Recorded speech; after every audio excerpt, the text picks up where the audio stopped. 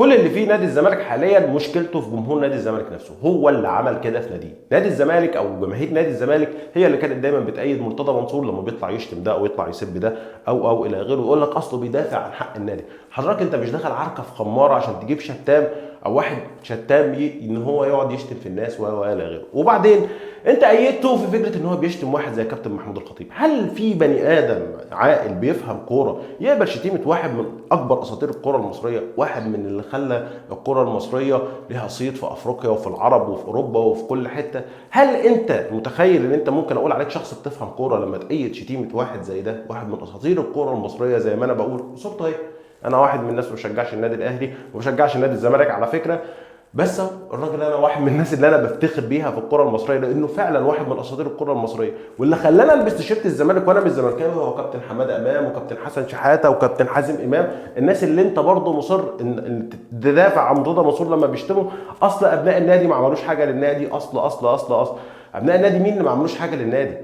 انت بس اللي ممكن ما تكونش عارف تاريخ نادي. كمال درويش ده من ابناء نادي الزمالك، من لعيبه كره اليد في نادي الزمالك، ومن جيل كان اسطوري في نادي الزمالك في كره اليد. حسين لبيب نفس القصه، المستشار جلال ابراهيم نفس القصه. والناس دي كلها لو رجعتها هتلاقي ان هي عملت كتير لنادي الزمالك وجابت بطولات كتير لنادي الزمالك. مرتضى منصور نفسه مش قادر لحد دلوقتي ان هو يجيبها لنادي الزمالك، ورغم كده برضه كنت بتأيده لما بيشتم الناس دي ولما كان بيرفع قضايا على الناس دي ويحل مجالس اداراتها الى غيره.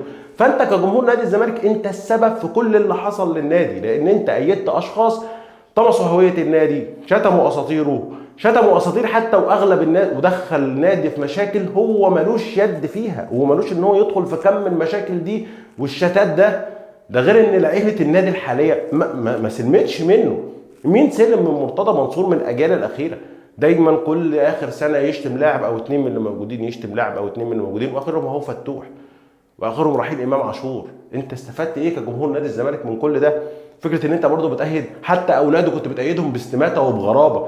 انت بتأيد واحد زي امير مرتضى منصور، ان انت بتأيده ده قعد سنه كامله ان انت بتقول عليه، يعني جمهور نادي الزمالك بيقول على امير مرتضى منصور ان هو احسن مدير كره في مصر. احسن مدير كره في مصر ده قعد سنه كامله النادي الزمالك موقوف فيها قيد، قعد يفكر وفي النهايه جاب سامسونج، قعد بيدور على لاعبين سنه كامله عشان في النهايه يجيب سامسونج. طب ده لو دور على لعيبه في اسبوع ولا اتنين هيعمل ايه؟ ممكن يضحكوا عليه ويبيعوا له كابتن ماجد مثلا.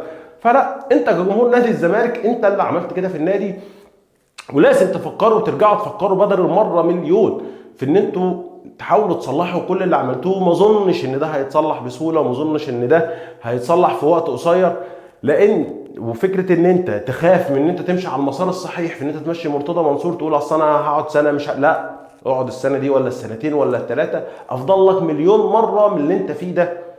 فتمنى من جمهور نادي الزمالك راجعوا نفسكم.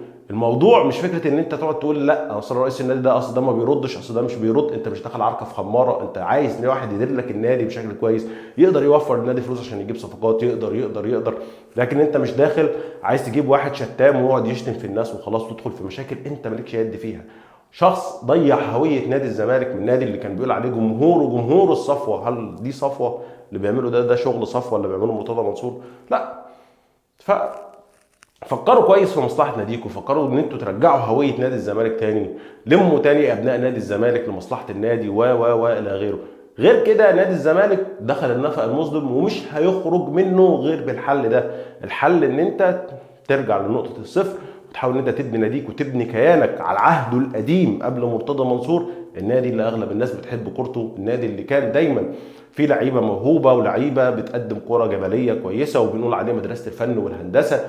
النادي اللي فيه ناس محترمه شفناها زي ما بقول حماده امام والحريه امام وحازم امام وكابتن حسن شحاته وكابتن هشام يكن وعدد كبير جدا من الاساطير انتوا اللي ضيعتوها من ايديكم يعني، وفضلتوا تأيدوا الشخص ده في ان هو يشتم اساطير النادي لمصلحته هو الشخصيه ويستولى على الكيان لوحده. نصيحة مني ارجعوا ابنوا ناديكوا زي ما كان عليه وزي ما كان عهده وزي ما كنا نعرف دايما نادي الزمالك. غير كده صدقوني هتدخل النفق المظلم مش هتخرج منه تاني.